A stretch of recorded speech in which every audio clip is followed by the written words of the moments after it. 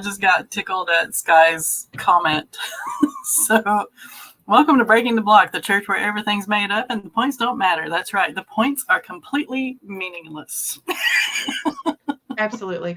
I know where she got it from, and I approve. Yes. Exactly. All right. So I'm going to let Maggie and Rach introduce themselves. Maggie, if you want to go first, or whoever set up better. Hello, lovelies. Mama Maggie Ward, independent author, stroke survivor, migraine overcomer. I have books, and I have more books, and so far, my book that just had its book anniversary during the AWC, How to Become a Crazy Cat Lady to Survive These Apocalypse. So yeah, here we are. My date is wrong. Whoops. Don't mind me.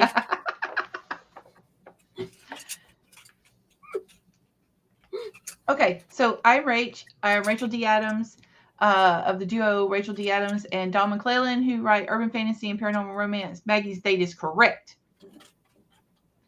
I have books, but right now I have headaches and plotting to get through for the last book in the series. So I'm trying to come up with the correct way to make a question out of this, because any help would be helpful for right now. Otherwise, I'm just going to throw it. I'm done. I'll be like, book 4 is it. Y'all have fun. No. Laura's got a very similar question. Laura's got a very similar question. I think that's where we're starting today. Yeah. Awesome. We will touch on that. I understand we will touch on a little bit on the AI thing, but that just like landed on our plates last minute. So we'll do the Well, I sent the video like 2 weeks ago. I sent it before the AWC, but I think the problem was we all had post AWC crawl brain, and I've had a migraine for the last 5 days, so I have barely been online to like remind anybody about it. I have like almost over 20 bookmarks about all of the AI stuff. About Disney filed this huge lawsuit. And it's against Midjourney, and they have valid points, because I'm going to share the video that I saw 2 weeks ago about this. If you want to watch this, so you can get ready for like next time. Drop the link. It's Disney versus AI, or versus Midjourney AI. Because that's not the story I saw this morning. This will be copyright versus trademark, which is going to be the thing that is going to save the authors, because in February we had a case where a Delaware district federal judge ruled that they cannot use Meta ChatGPT cannot use written legal documentation to train a legal AI because of the infringement. The cases that came up literally right before the AWC that we didn't have time to get into were a case in California, San Francisco, Meta AI versus 13 writers, judge in California, San Francisco overturned it. And another case that was, I didn't write down the other state. And another case, the same, that was overturned. And the reason they're being overturned is inadequate legal documentation, legal jargon. And the reason is because copyright law is not clear. And so what we'll probably talk about next time, and I hope I'm here to talk about it, is how much generative AI mimics the human creative process. Because one of the arguments is that if you've read Tolkien and written about elves, are you stealing that from Tolkien? If you've read Bram Stoker's Dracula and write about vampires, are you stealing that? If you've read Anne Rice and you write about vampires, as a human, are you stealing that? Even though you're not using their storylines. So it's going to be very interesting, especially in the next year or so, to see where these cases are going, because they're dismissing a dozen cases a week of creators versus AI companies. So the Disney is the 8,000-pound gorilla in the room versus the tech tsunami, and it's going to be old media money versus new tech money. Yeah. Okay. All right. So before we get into further AI discussion, we have a question from Laura. How do you keep the excitement for a project once you've already outlined it? You don't outline it. You've nailed down the plot beats and it's time to draft the full-length novel, but it's hard to sit down and write it. All right, plotters in the room, which are not me. Well, look at me. I personally, I'm a plantser, so I plot and pants. Yeah. I purposely leave places where I can pants write, where I just will write like a random sentence about this kind of a scene here, slice of life scene, funny scene in coffee shop equivalent, like in my like fantasy series and stuff, funny moment at home scene, a dramatic moment here scene. I leave holes in my plotting to do this. Now, Laura is a pantser who is transitioning into a plotter. And the problem that a lot of pantsers have when they start into that plotting, planning, because there's a difference between planning a book and plotting a book. It's how many details you put into it. And the problem is a lot of pantser writers who are making that transition, and all of them say they feel like they've already written the book. Yeah. And that is a thing, is you feel like once if you're used to just free writing and it's coming and it's just flowing and, up there somewhere is the obscure destination in the fogs that you're heading toward the thing through the fog. And, when you go from writing that to here is a map and here is your tourist places to stop at the way of the map. And this is where you a lot of them have said that they feel like they've already written the book. And I don't know how to describe to them how to break out of that mindset, except that you have to develop this consciousness that you want the world bigger. And Laura's a drabble writer. She writes these little short microfiction 100-word drabbles and these little short 500-word fictions. If you've read Tiny Shivers, all of her fiction is very compact fiction. And I don't know, except to say that just you have to make yourself want your world bigger, want that story bigger. I don't know how, because that feeling of I've already written the story is a real and tangible thing when you finish your plotting and your world building, if that's not your writing method. Even with the plotting, like I'm the kind of the opposite right now. I've got the story in my head and I know all of the things that I need, all the loose ends I need to tie up. I know all of that kind of stuff, but then putting it in the same format as all the other novels is difficult, because then I've got to take all that and I've got to shrink it down into these little sections that people expect, these little beats that people expect. And it's a difficult situation with any book, but right now I'm just I've got to take a break because I'm trying to figure that out. You've already got everything written down in detail. Well, have you given yourself any flexibility in there? Even when we were writing in fan fiction, we would call it goalposting. We wouldn't call it outlining, because we had goalposts, but how to get there, we didn't outline exactly what we were going to do to get there to that goalpost.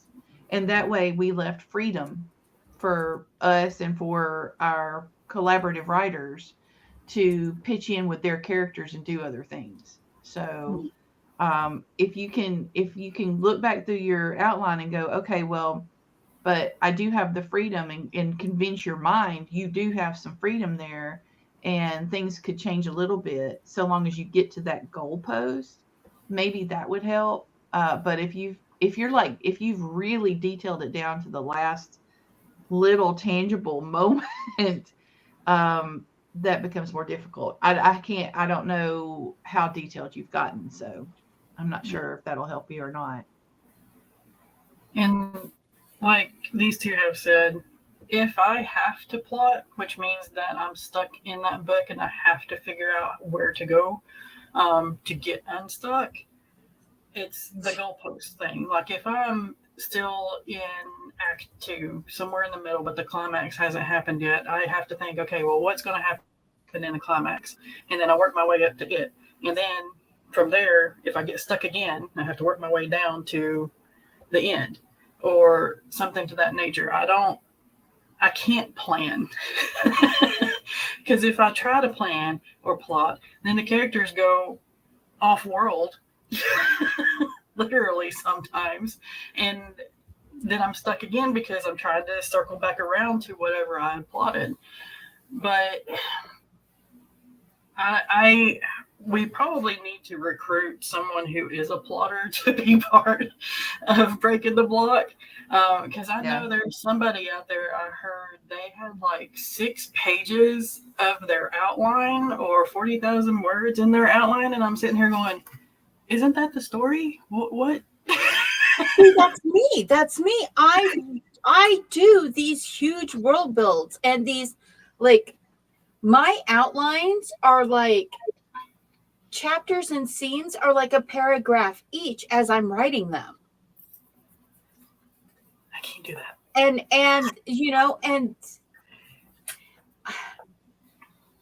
I, like I said, I leave places in it where I have to pantser write just to keep it interesting to crazy Muse brain, and to keep Muse brain from going, oh, look at that, let's go over there. Oh, look at that, let's go. Because my Muse does not want to stay on the path. Ever. My Muse is always trying to run off somewhere. And so I do the details. I don't necessarily get the beats. I do more like acts in my thing, because I find people that are too focused on writing the beats tend to write books that are exactly like other books in the genre, because at page 82, we have to hit this beat. At page 126, we have to hit this beat. At page 132, we have to have a smexy time scene if we haven't already had one of those. And at page 201, we have to have the dramatic scene, but not the climax. And it's like there are so many stories that I've seen that literally within a 5-page swing, depending on the formatting, you will find the same scene. And that's the danger with beats. That's the danger with trying too hard to keep the beats in. Just write your story. Love your story. If you've outlined it, now that you've done the outline, you have the outline in your mind. Yes, look at it, but it's not concrete. It's not laser etched on granite. Just kind of glance at it and let yourself write. Because yes, you've written a version of the story in it. But the only advice I can give is just glance at your plot. Don't let it control your writing, because then that's where the I already wrote this comes from. And another thing is maybe not write your future plots and plans so detailed, so that you don't develop that I already wrote it feeling. Because I don't have that thing, because I'm the person who will write 5 or 6 versions of the exact same scene, send them all to TDM and say, pick one. We need to pick one of these before we can go on to the next one. I also don't write in order. I'm the author that uses the building the tree method, where I will write dozen scenes, not in any particular order. Yeah, Laura, do you have somebody that can be your companion author that actually does plotting and maybe help you out with that? Because that would be, somebody that has experience with plotting. Because like I've got like what Mama Maggie said, like I've got it written out. I've got like 4 different methods here written out, but it's broken into Act 1 through 5. And I may or may not use these things that are, like those plot points. It's just mainly, the 5-act method, but with different ideas, so that when I go back through, I'm like, okay, well, I'm stuck here. So what would normally come at this point in a novel? So let me go back. Let me go look at my reference sheet and see what most novels would have during that point. And a lot of times that will be my oh, I know which scene would work with this. And then I'll place that scene there and I'll reread it and see if it flows properly with the novel. And so that's another suggestion, not being so strict, but having these as suggestions for what to do next. Also, I want to point out, she also mentioned something else on here. I think part of my hang up is parents wouldn't approve of it since it's poly and involves demons and spicy. So my question is it that you have a hang up and you've come to that part of a wall, or is it that you really do have a problem with the plot and now you don't want to finish because you think it's already finished? Because those are 2 separate problems. They're both roadblocks, but they're both roadblocks. Different kinds of roadblocks.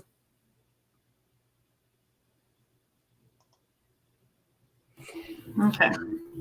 Let me see if I can go back up here and find the other answers. Here we go. So Sky says, depends on how much I've outlined it. The more detailed my outline, the less I want to continue once it's done. This is part of the reason if I have another idea pop up that I think will work better, I tend to toss the entire outline out the window. Right. And Eva says, I finished my first drafts very quickly. That's how I got past the outline thing. I discovered I wrote one story, and I wrote the others just within days. If I can't finish it quickly, it just sits. So, yeah.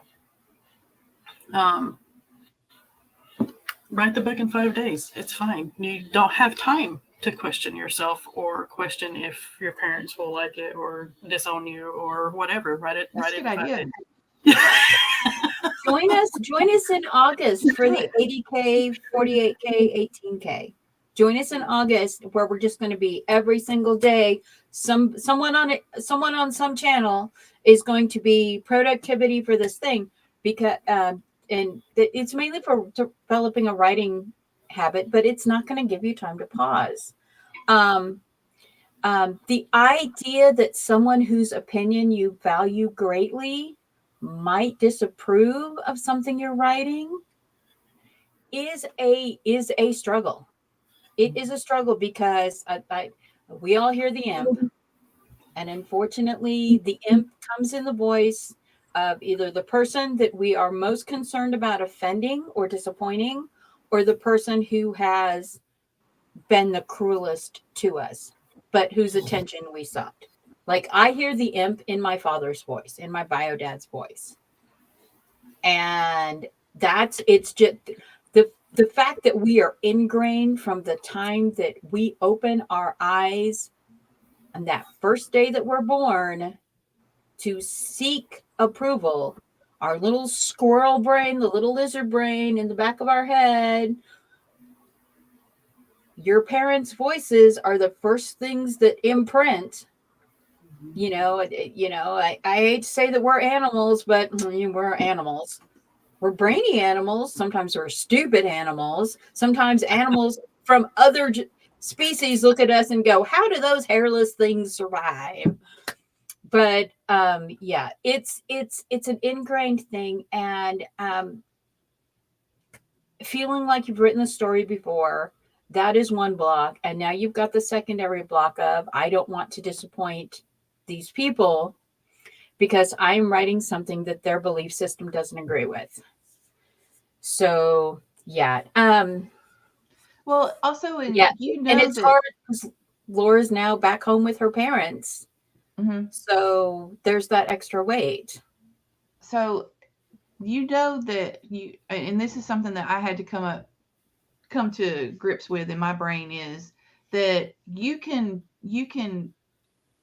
respect somebody and their opinions and their advice and respect that without them their other advice being something that you and their opinions.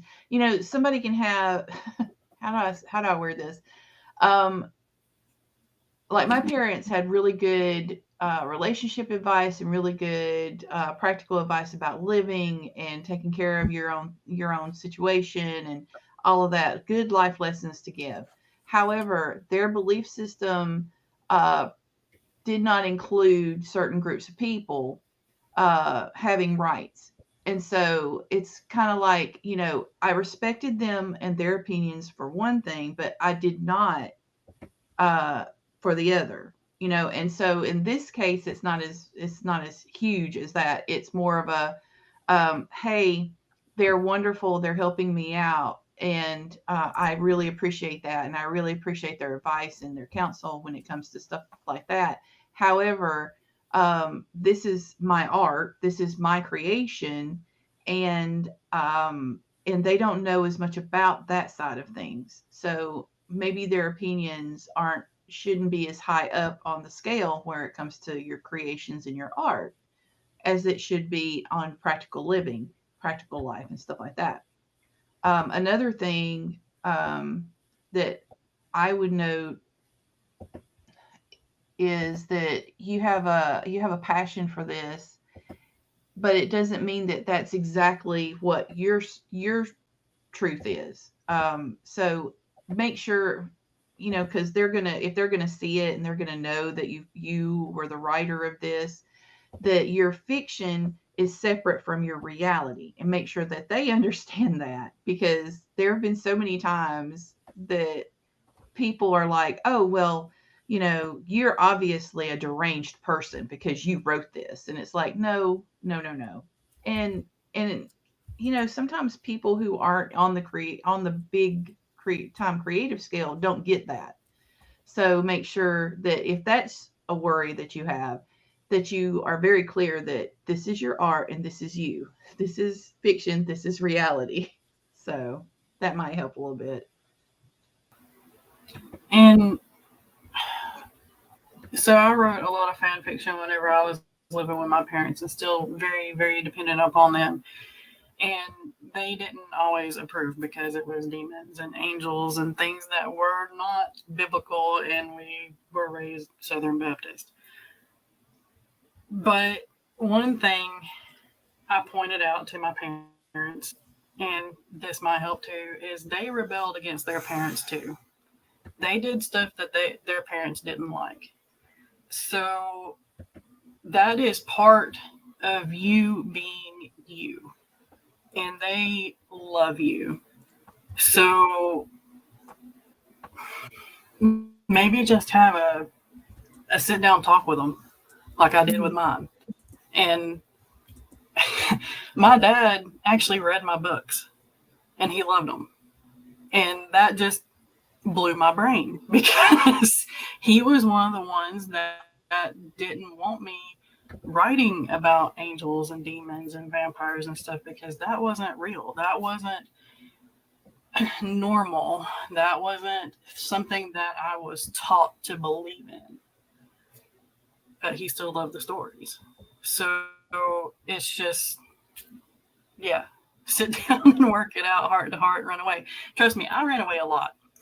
It took me 20 years to have that sit down and talk with them. I mean, it took a lot out of me. Like, I remember having that conversation. I looked at them. I said, okay, I'm going to bed now. Bye.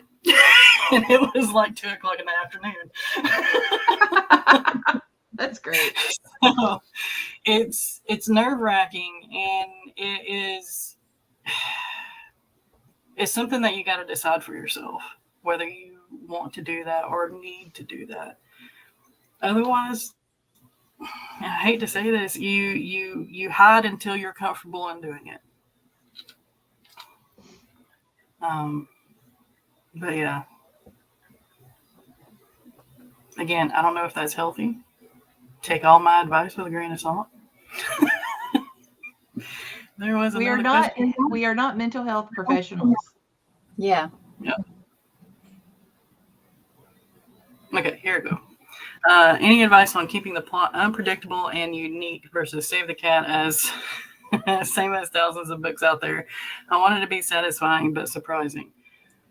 Write your own story. Write your Yeah. story. Don't write the Save the Cat story. Write your story. Like I showed you on mine, it's like I've got 5 different plotting methods, and I've just got their notes for 5. I decided on 5 acts. I decided that I wanted 5 acts, and then I just wrote in those as suggestions, the things that come around that period in the book as suggestions. And I'm telling you, I've got a Frankenstein there, and I don't know which suggestion I'm going to take for each part of the book, but it seems to work. People have never complained about the pacing of the book. So I'm like, okay, well, I mean, and the main thing for me is a plot should be there to help the author get through that section instead of being the end all and be all of every single book has to be this way. That'd be boring. Yeah. There is no one writing method. There is no one plot structure, no one beat structure, no one act structure that is the deity of writing. No. Write your book. And there is also nothing wrong with keeping with the beats that are done over and over again too. The reason why they are still around is because people still like them. I mean, how many people still watch the Hallmark and Lifetime movies and you know exactly what's going to happen at the end? You know it. It's a comfort to them, just like comfort food, just like going out and eating lasagna or pizza or something. It's a comfort. You go to those books because you know what's going to happen and you are satisfied with it. That desire is sated because of that book or because of that movie. Well, so keep that in mind too. It doesn't have completely different. There's a creator on TikTok and Instagram. She does reels. Book Gremlin. What is that author's name? She's got a bunch of books out, but she cosplays as herself, the author, and then her as Book Gremlin. And Book Gremlin is like, I did my best. And there's this one scene where Book Gremlin is like crying. She's like, what's wrong, Book Gremlin? And Book Gremlin goes, everyone is happy. And she goes, oh, that's good. She's like, no, there's 100 pages left. And literally everyone in the audience is like, oh, they're screwed. Who's dead? Literally like thousands of comments of, yep, it's coming. Yeah, enjoy. Yeah, just close the book there. Just close it there. Just close it. Don't read anymore. Because, So the beats and stuff, all of these things, the reason we have tropes in genres, the reason we have beats in genres is because they're expected. Like, if everybody's happy and there's 100 pages left, oh yeah, somebody's dead. Death, trauma. Yeah, they're coming. Yeah. Yeah. You're going to be crying again within 25 pages of that, and then again within 50, then again within 75. All right. So yeah, don't do this. Don't stifle yourself so much that you feel like you have to turn to something dangerous or detrimental to your life and health. And here's the good news. Okay, so I read the statistic from the American Author Association talking about how trad publishing across the board is down 3% in the first 2 quarters of this year.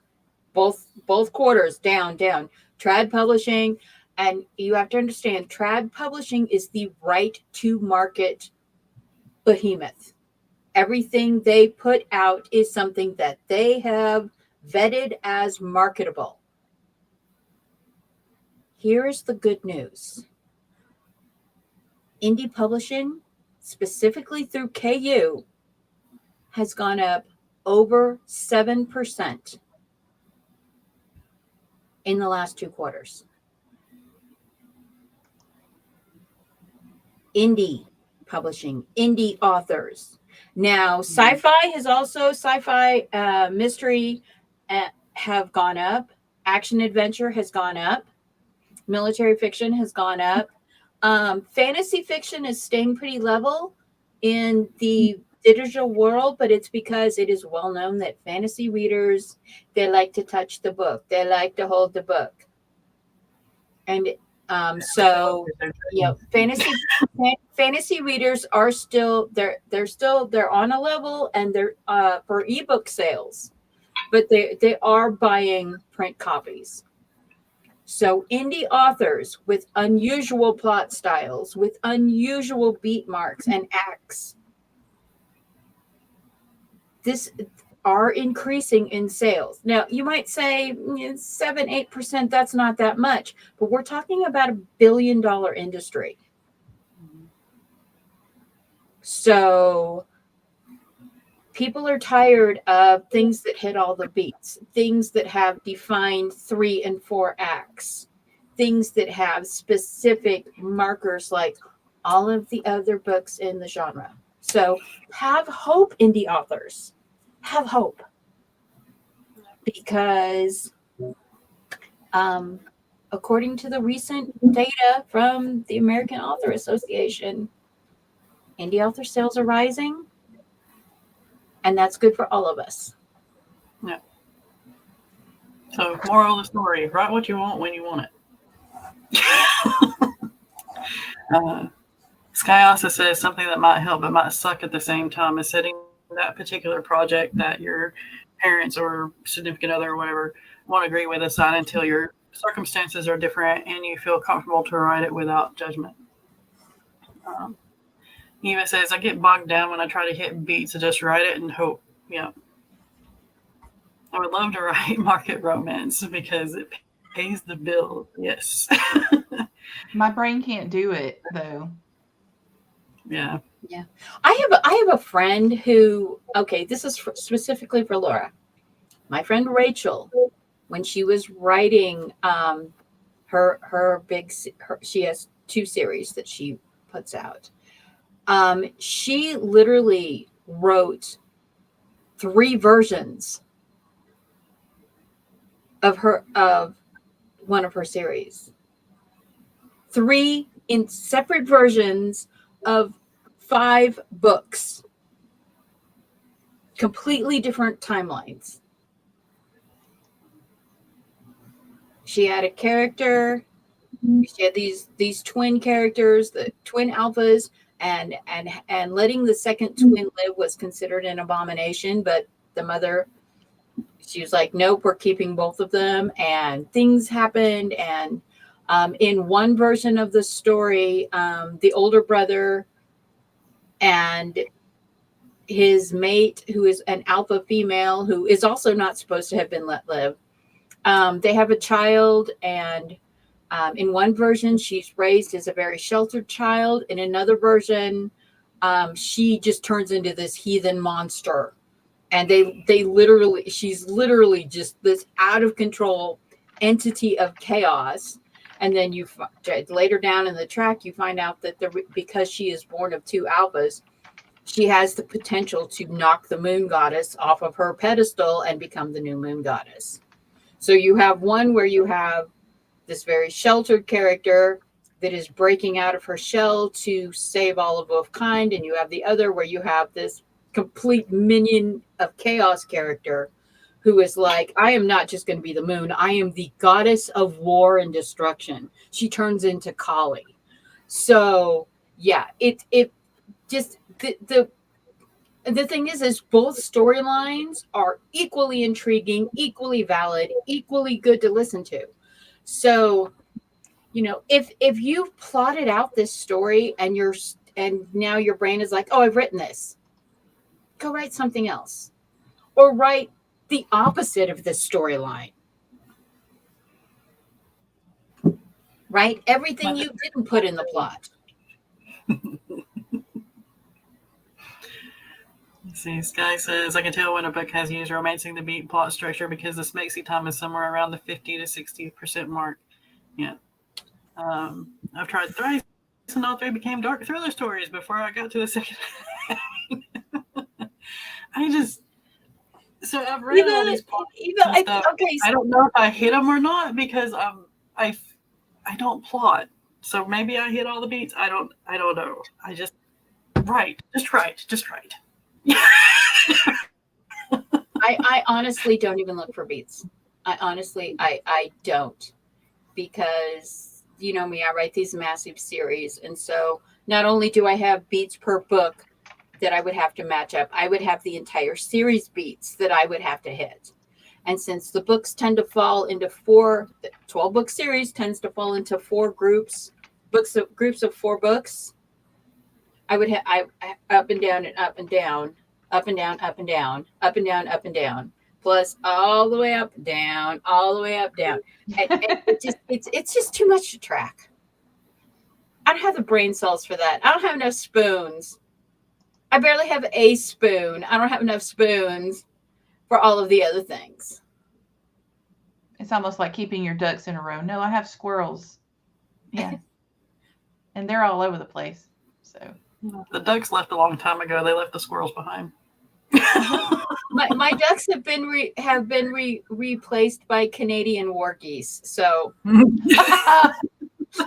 demon geese. Good luck to everyone. No.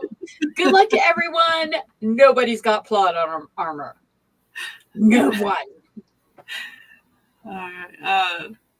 Quickly, I don't know if I've from last weekend or not. And yet, otters, yes, it's otters now. All right, we've got another question. What are your thoughts about authors writing in unconventional tropes / genres? Male author writing a reverse harem or cozy romance with a female lead. I am for this. All for it. Go for it. I'm for, if you write it well, if you can write it well, do that. Mm-hmm. The hardest thing about writing a character that is different from you is making their voice authentic and not a version of your voice. Yeah. But be careful, because there is an entire Reddit page with thousands of entries about men writing women badly, and women writing men badly is becoming a Reddit thread because of the fetishization of gay romance. Well, not only that, like they have, I know some guys talk. I know they share their emotions. I know some of them do. But you have this big, huge logger who's all of a sudden waxing poetic on every single emotion he's ever had in your presence. I don't see. I have DNF'd those. I have DNF'd. I was like, this. I've been around plenty of people of different situations, and I'm like, what is this? Yeah, it's like, have you never had a discussion? I mean, you may have met someone of that persuasion that you're writing, but have you ever had a real discussion with them? If you write these particular characters and they happen to be gay and you're a woman, how about you ask a gay person to actually look at what you're writing and say, so is this believable? Yeah.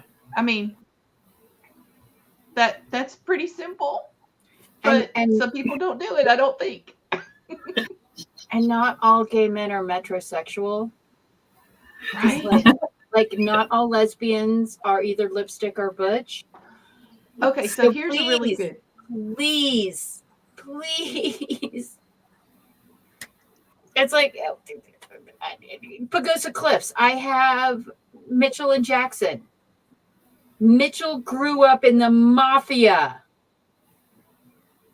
He's a street racer turned bodyguard and chauffeur. Jackson's a baker. He's slightly feminine, but not really. He's just a guy who he's a chef. He's a guy who loves to bake. He loves his best friend. He loves his daughter. He begs Mitchell not to follow his father's path. Do not go down the mafia rabbit hole. So, Margaret, the Abernethys are Irish, and they work but they're bodyguards of someone in the Italian mafia. They earned their position, so yeah. Yeah. And then there's this too. Yeah, you can't put twig and berries on a female character and make it a gay man. And you can't put boobly bags, the floats, onto a male character and make it a female. Just saying. I mean, there can be characters. There can be a male character who is very in touch with emotions. I've known a few in my life, but only one of those three ever really revealed his true emotions verbally. So you've got to make sure that it is within that character's scope of being whatever you're writing. It needs to be in their culture.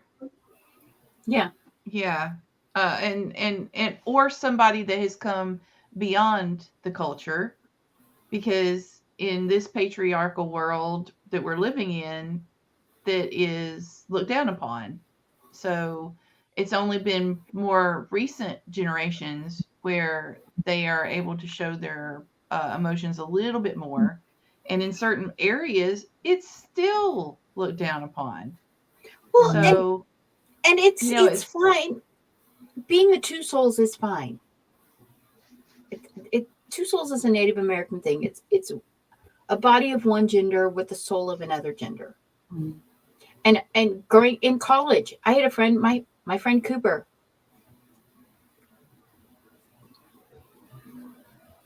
She was more feminine than I could ever be. And the reactions of people that when they found out that she was born a he and had not transitioned, did not have the desire to transition. It was literally like looking at people who had just, you know how you watch a car accident and someone's reaction to that. That's what it's like. And this was back in the 90s, in the early 90s. And we were still struggling with that post 80s gay is okay thing where people were in the 90s, everybody pretended to be tolerant, but they weren't. And those of us that were really tolerant always got the side eye like, oh, it's so nice that you're understanding. Yeah. The main thing too is don't fall into don't fall into stereotypes either. Like, make sure that each of your characters is its own character and not just a stereotypical somebody. That's stereotypes are there for a reason, but at the same time they hurt if you continue to do that all the time. Not everybody's the same. Yeah. Well, it's like the Birdcage. If you've read the book, seen the play, or seen the movie, The Birdcage, there's that gay that's hiding in plain sight stereotype, the gay best friend / butler stereotype, that flamboyant gay, and then there's the hysterical woman gay personality types. There are not just 3 personality types. There are as many gay personality types as there are straight personality types. Mhm. And if anything, they have extra personality types because they've spent half their life hiding who and what they are. Masking. Yep. So Yeah. if you're writing something that isn't what you are, don't just talk to someone of that persuasion, gender, identity. Actually get to know them. Fabulous actors. Yeah. Deep dive into them.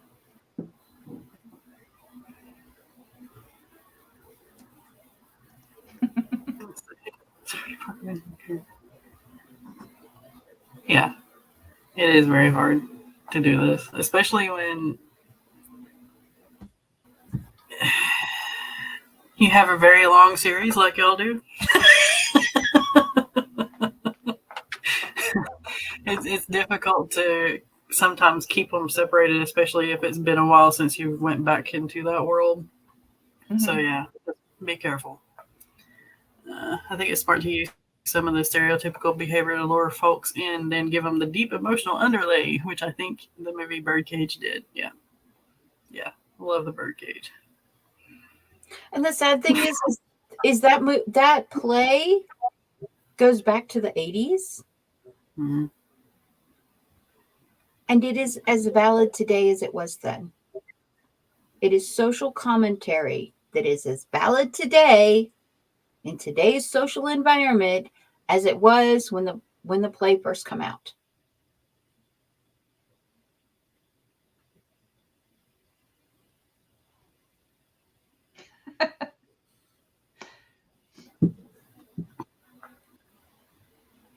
Yeah, I know there's a setting for like the comment thing, but I like hiding, so it gives me a chance to drink water 500 times during the stream. Hydrate or dihydrate. Right? Okay. So I think that is the end of the questions, except for the one that I was messaged. Do we want to hit on it and save AI completely for the next time, or do we want to touch on AI?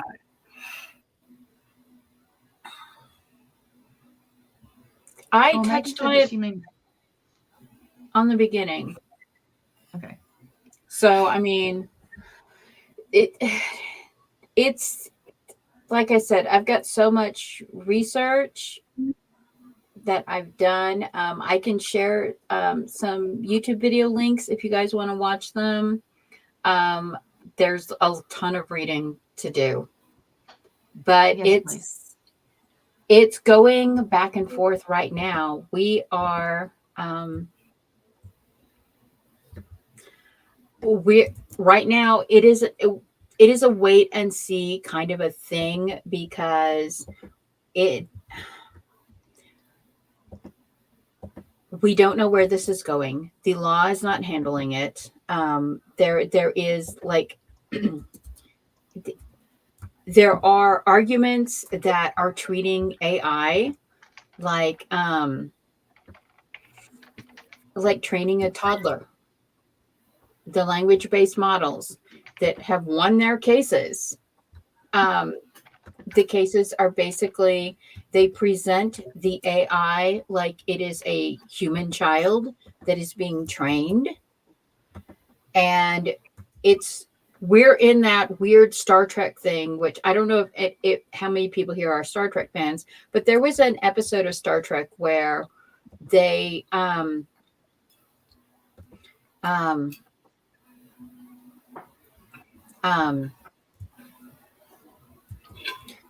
there was someone who tried to get data. He wanted data so that he could basically take data apart to make more datas, more androids. And the idea of slavery, of a sentient species being made into slaves, was the point of that thing. But it really is a reflection of what is happening with AI now, because how intelligent are these machines that we are building? how intelligent are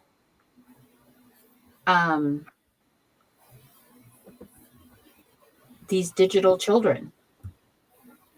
All hail Skynet. Right there. And where does, and like another thing that we'll probably touch on that we didn't talk about is that, like, recently there has been a case, 3 different cases, ChatGPT, Meta, and OpenAI are all being ordered by different courts that they must retain all data used to train these AIs, which means anything you say to your chatbot is no longer private. It's now public information. Also, think about how much we text. Think about how much we interact through those things. There are people who interact with their chatbots that much. Suddenly, there is no longer personal privacy.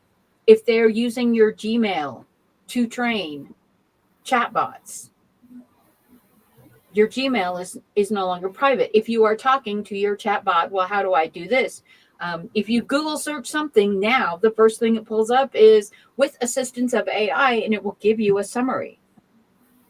These are huge amounts of data. I mean, they are bringing the 3 Mile Island nuclear power plant back online just to power a data storage facility. So also Google is gonna start feeling it too, because the thing is they're using the AI, but at the same time, anytime somebody goes to those sites, or they're using ChatGPT or even Gemini, which is their product, from what I understand,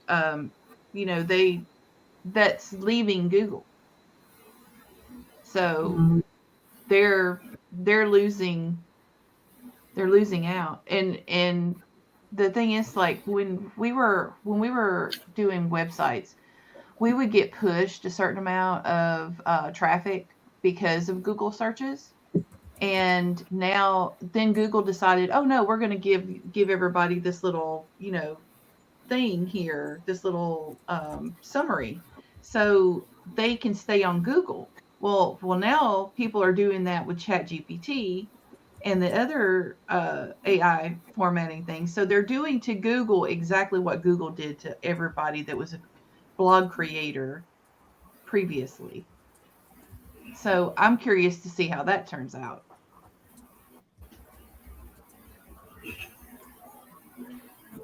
Yeah, it's going to be, there's the next year, 2 years. I mean, the Anthropic case was very interesting, because originally they said they were violating author rights because they were saving pirated copies of a book as part of this global world library thing.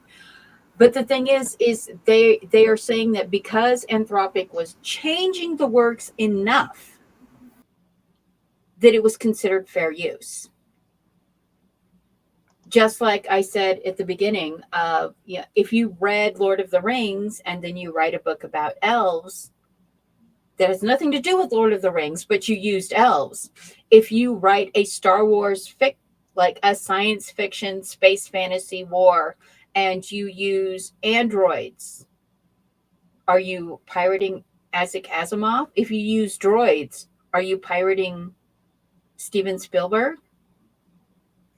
and George Lucas?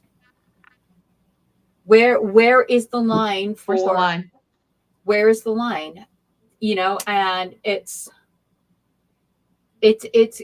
really, they're using precedences of things like Andy Warhol's artwork. That classic picture of Marilyn Monroe and the way Andy Warhol changed it. Is that changed enough to make it free use? Disney is fighting this because Midjourney is making money. It's landing in fair use.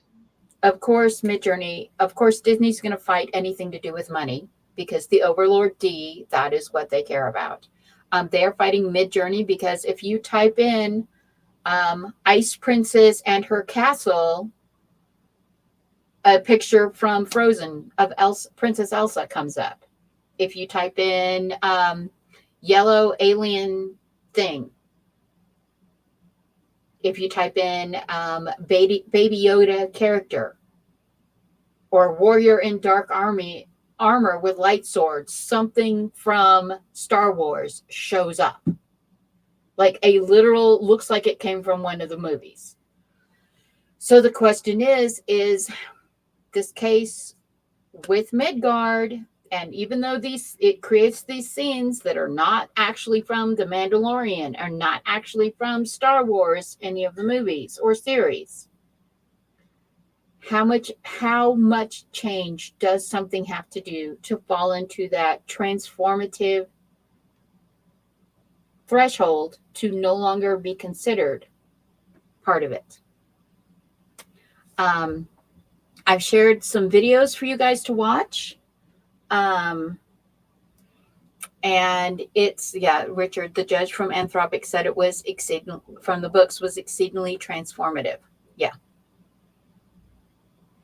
So it's there are some judges that look at these AIs as children learning something new.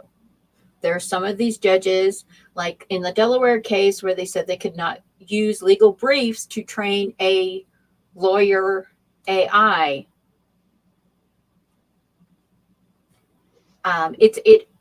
There's so many gray laws, and the thing with Disney is going to be down to, is it copyright or is it trademark? And if they decide on that trademark is safe and copyright is not, that is a very bad thing for all of us, because trademarks are expensive. Trademarks are $10,000 to $15,000 each. And yeah, it's going to be, the next few years worth of legal cases are going to be very interesting. Right now, there are dozens of legal cases a week being dismissed for unclear language. And that means, in plain speak, that means that the legal language does not have the definition to define the case being taken to court. That means the plaintiff, because the burden of the proof is on the plaintiff at this point, the artist and the authors and the copywriters who are saying, you're putting my stuff in here without your permission and using it, they're not able to prove their case because the legal precedent doesn't exist. And one of the precedents they're pulling up is Napster. And for those of you who are children, back in the 90s, we had a thing called Napster, and Napster allowed you to download any piece of music for free. And it should have been called Thiefster, because basically it was a massive music sharing platform in which the musicians got nothing. And it took several cases, LimeWire as well, to pull down it took all these legal cases to pull down Napster. They are trying to use the Napster case precedents to stop the use of generative AI trained on copyrighted material. Considering we have digital downloads and stuff, it seems to me like we're already, like as authors, we're already past the point of having a method of delivering a digital product to people who want it. Whereas back in those days, it was kind of a new thing. We didn't have the digital downloads that we have available now. For all of that. But yeah, yeah, there's so many questions I have for this. I've got to do the research. So yeah, it's there's a lot on it, and this is definitely not as simple as the using AI as a tool versus using AI to scrape things to then train further. Yeah, and they're going to have, the law's got to catch up. They have got to define parameters between what is generative AI and what is non-generative AI, because right now it's just AI, and it's a bowl of spaghetti that's all twisted up together with marshmallows and silly string. It's just this big honking mess, and it's we're gonna be seeing more and more of this. I mean, for the past 10 years, we've been having like issues like on Wattpad, Inkit, things like that, issues with mirror sites and stuff like that. And people having to have what's called shielding for web pages, so that if someone tries to look at your web page through a mirror site, they won't get infected with like viruses and stuff. It will just go. Margaret, do we go easier or do we go more legal? How much are we gonna? How much protection versus, how much privacy versus non-privacy? How much protection versus freedom? These are all going to be questions that is going to be answered in the next probably 2 to 5 years with these cases. Right now, the majority of the cases are just being dismissed in mass because we do not have the legal precedents to carry them forward. And as authors, as we're in limbo. As creators, we're in limbo. As long as Disney has through the Overlord D, through Disney, we have managed to extend copyright and trademark rights because they want to hold on to the mouse. The House of the Mouse is going to hold on to their mouse.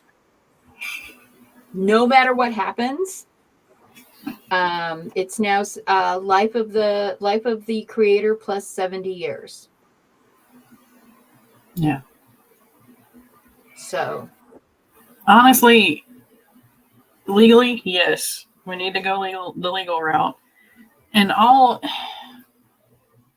it really boils down, now this is my opinion, and to me, if the creator can get compensated for training the AI, we need to start there and build from there, because it is not fair for us to put in 5, 10, 20 years into our work and it just be used for something that we didn't intend it to be used for.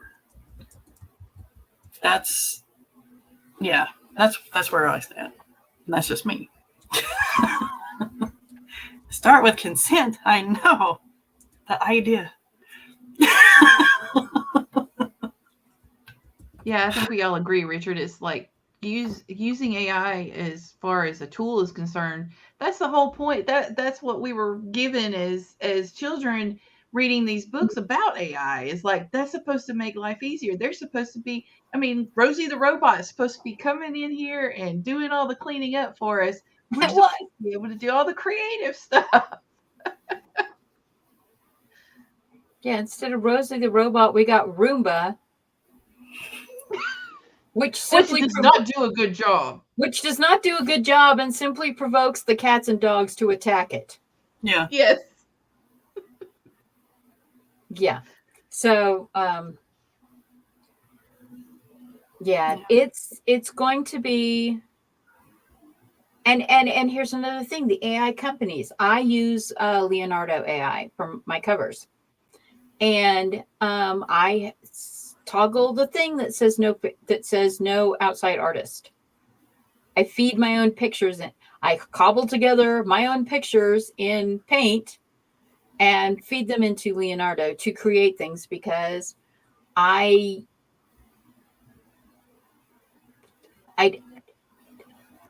trying to draw that line between using someone else's very hard work.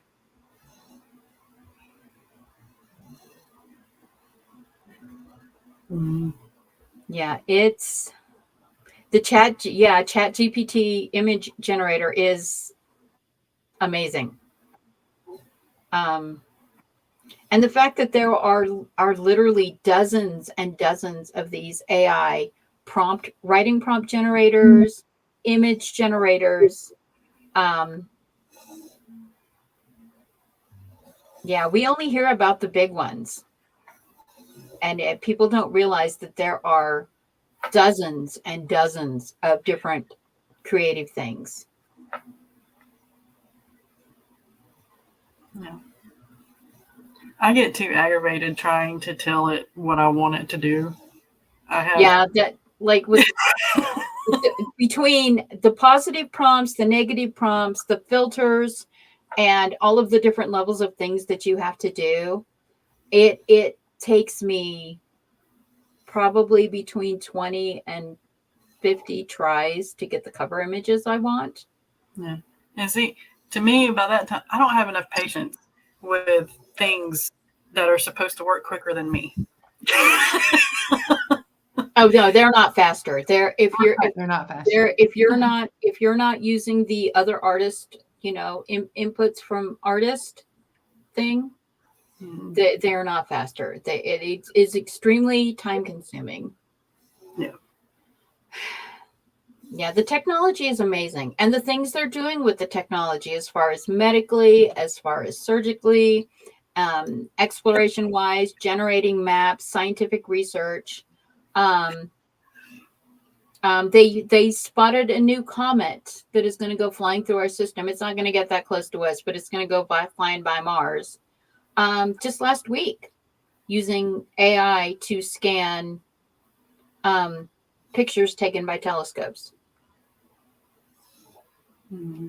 And the potential for AI as a research tool is amazing. As a creative tool, the fact that they are working on feeding like all of Jane Austen's books into an AI to have a Jane Austen AI is, the potential is there, but where does the main human thing is apply? setting the precedent that nobody should be using it for unscrupulous situations where they're making things from other people's work that is not allowed, and what's the limit, that kind of thing. Also, when it comes to universities and things like that, I believe that there's been quite a lot of admissions that people are using AI from high school onward, especially in creative writing, and also and you won't believe this, but also in medical fields and stuff like that. So these are things that really, really, really it needs limitations so that people learn what they're supposed to learn without the use of AI, because they're going to be put into situations wherein they won't have access to AI and they have to figure things out themselves.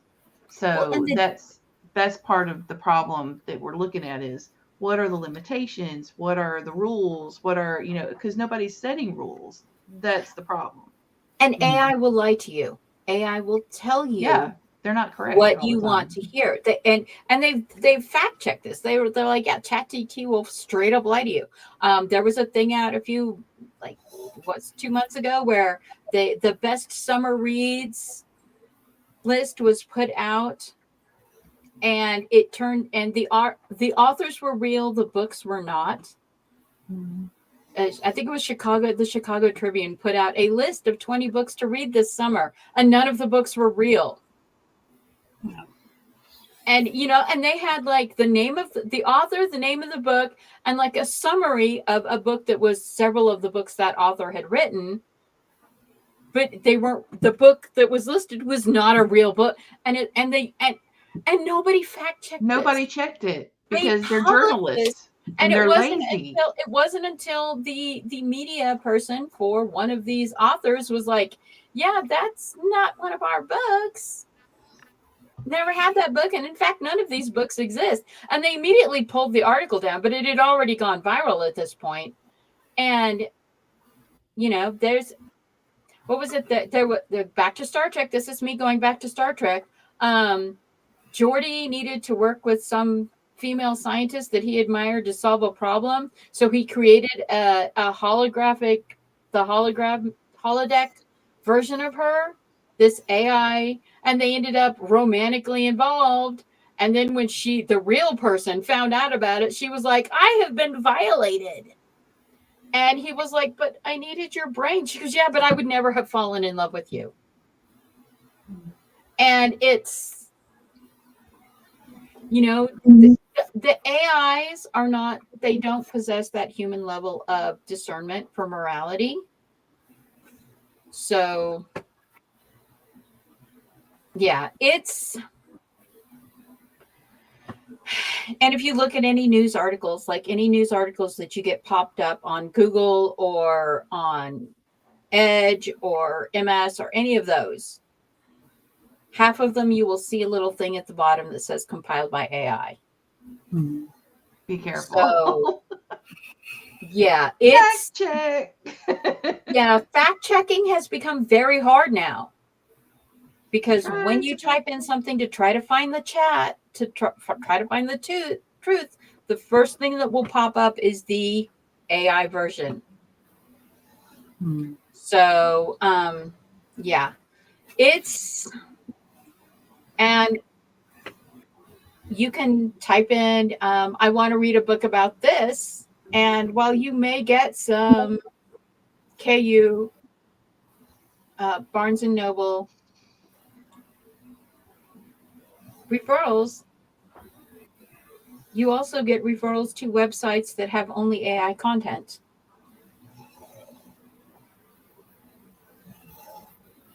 So privacy with AI, it might not be a thing very, very soon. Creativity with AI, generative versus non-generative AI. What do we use as a tool versus what we use to do the work for us? Back what Rachel was saying about the university, 2/3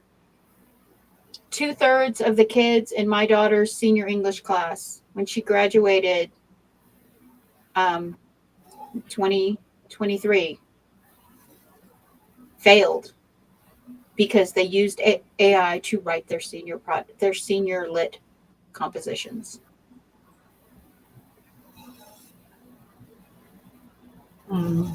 Where do we get to where we are smartphones are great, except they're making us dumb.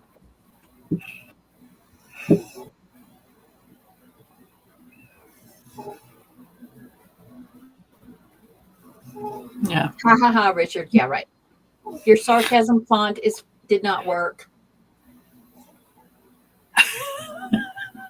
Your sarcasm font did not work. Yeah. Oh, the days of hauling around in Encyclopedia Britannica. Right. Oh Lord. I am so glad that I have 2 separate sets of encyclopedias, because I'm gonna hoard those like a dragon. K-pop themed live stream coming up. Woohoo! Yeah. But yeah, we've talked about a lot of the things with the AI. We just started talking, and now we've been going for like 30 minutes, 25 minutes. Well, to be fair, we've only been talking about AI for 20 minutes, really. Yeah. So that's good. So, but it's going to be a wait and see thing, because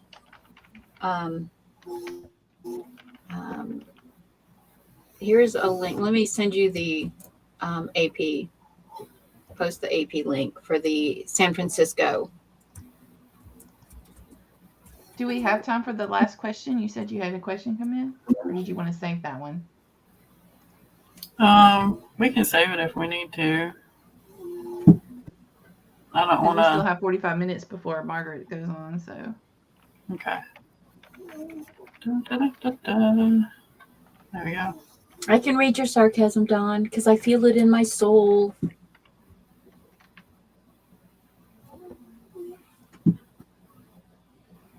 Yeah, this is the article that dropped right before the AWC. So There we go.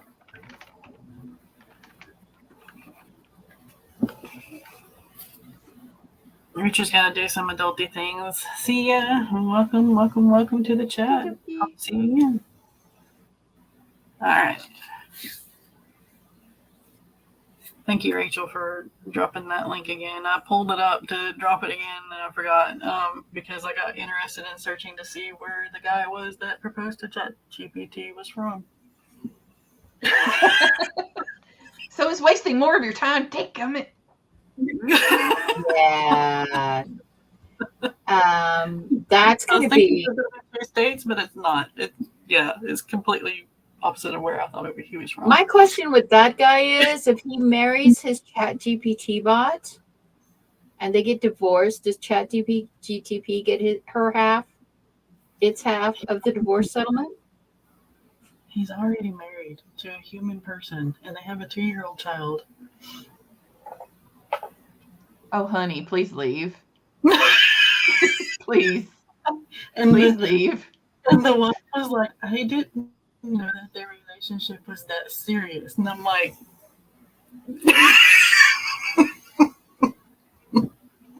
well, okay, so here's an interesting idea. Sword Art Online.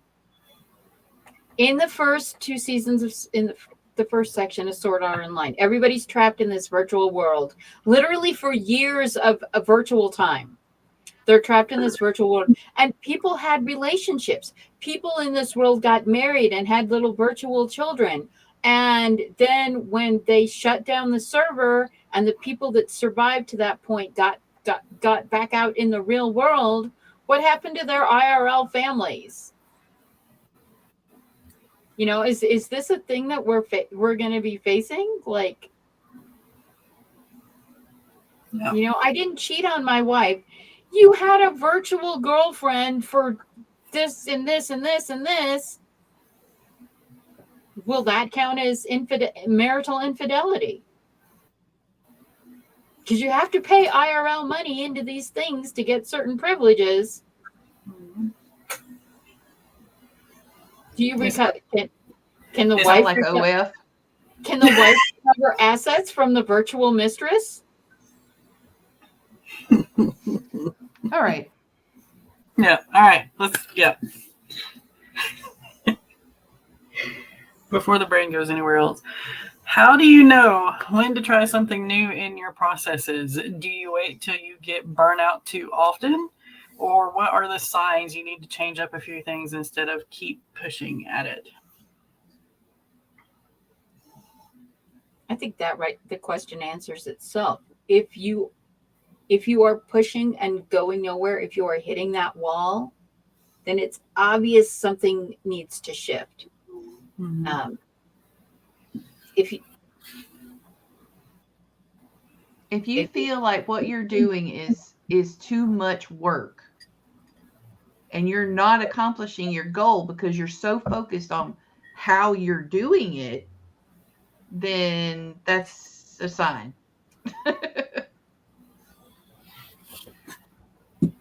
Hey, do I have a mod to get rid of that? Somebody beat me to it. Okay, cool. Thank you.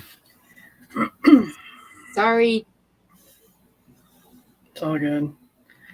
I apparently pulled up my YouTube side. Sorry, racist person. You have just been blocked and you are now reported. Glad I missed it. I don't have the energy to deal with that today. But yeah. So with this goes back to knowing yourself as well, because you've got to. So if you're getting burnout and you feel like you have to keep pushing, then maybe you just need to take a break before you go back to your normal processes. But if it's not working, if it's too much like work, if you're not getting joy out of your life, if you're not getting anything done that you need to get done, then yeah, try something new.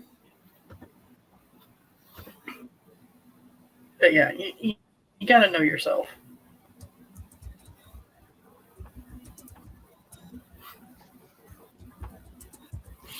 I mean, I can give you an example. The process, I love the HB90 course.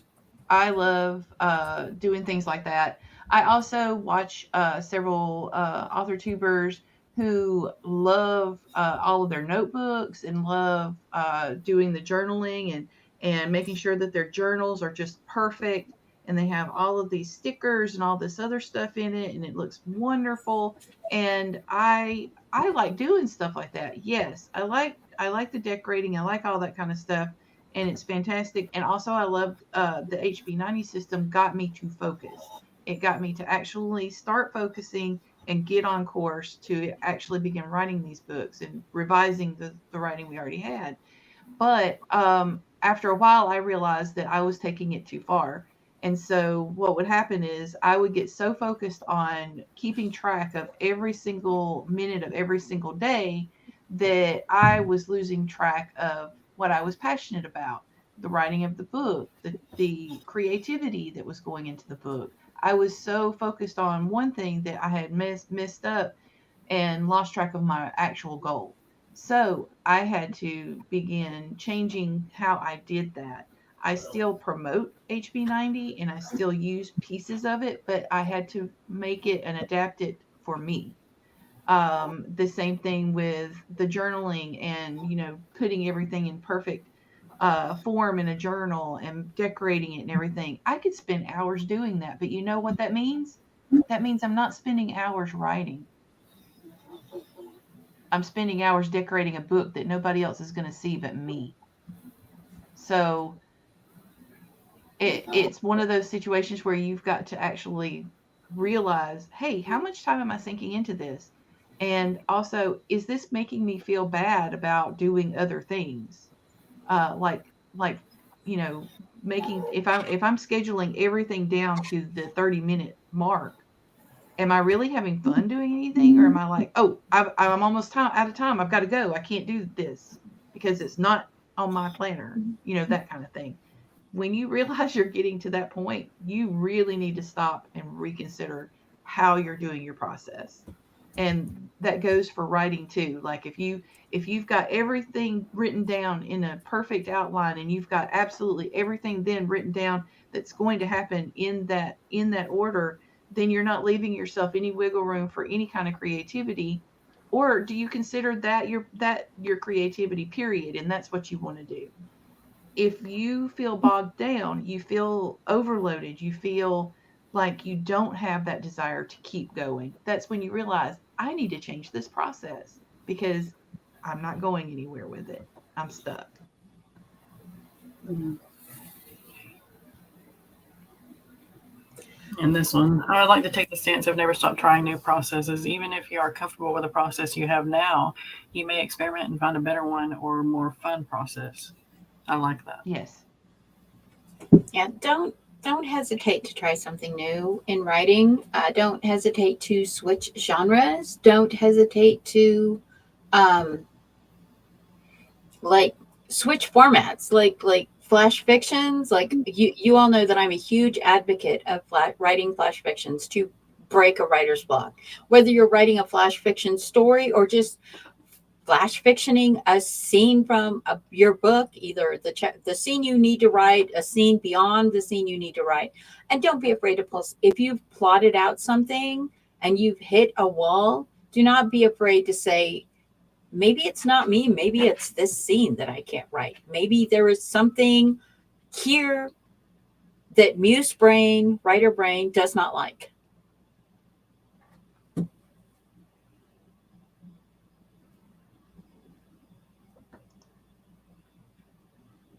Makes sense. Oh, Sam, you're muted. Of course, because yeah. IT and writing and things that grow with you, because I think IT grows with you, it grows with the world.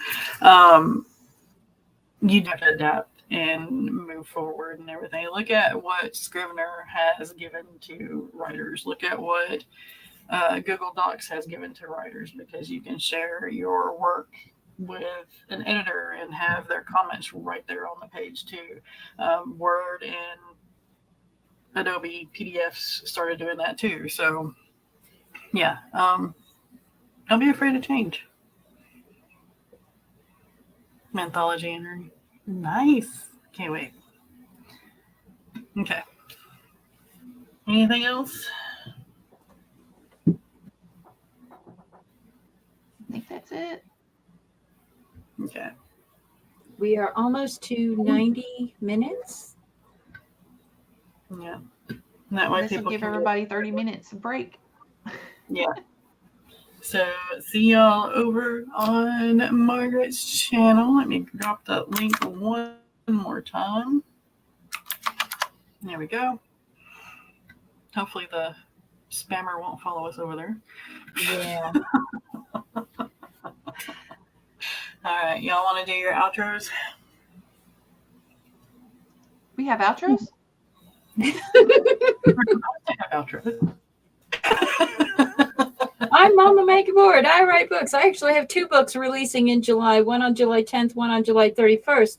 The end of the Wind series, the Wind Quartet for the Pagosa Cliffs series.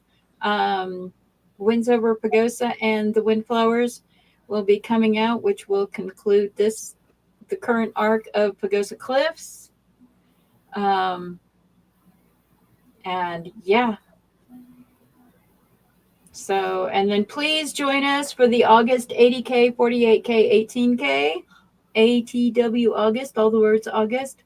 We are going to be, it's not a writing word count challenge. All the words August, the 80, 48, 18.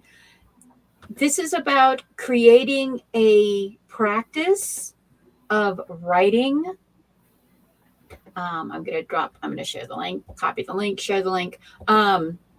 It's about creating a practice, getting yourself back into the habit of writing.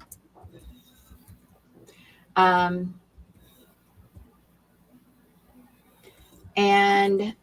just getting yourself in this routine, because the 2025, meet you for 2025. You've been chaos gremlin the whole year since January, and we are all sick of it. Nobody has a routine. Nobody has any peace of mind. You suck, 2025. You suck worse than 2020. Oh, wow.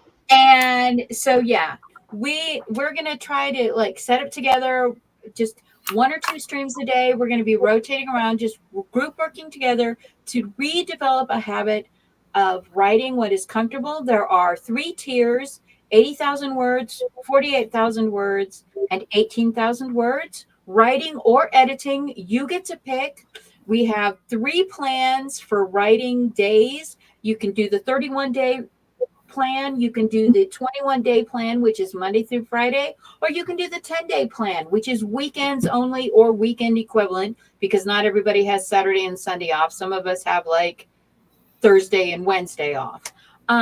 So it's about a routine and a community, and taking back AuthorTube, and just getting everyone out of this toxic mindset of, oh, you have to be productive and this much productive or you suck. No, we want to bring the joy back to writing. We want to get everyone in a routine of connecting with the community, connecting with each other, connecting with your inner writer, because right now the world is screaming at us and it's ugly. Mm-hmm. And it doesn't, we don't care what side of the political flag thing you're on. We don't care if you're blue. We don't care if you're red. We don't care if you're purple. All that matters is black and white. The words purple on the page, and maybe some red if you're editing, all the red editing. But yeah, come and join us. You've got a month to prepare.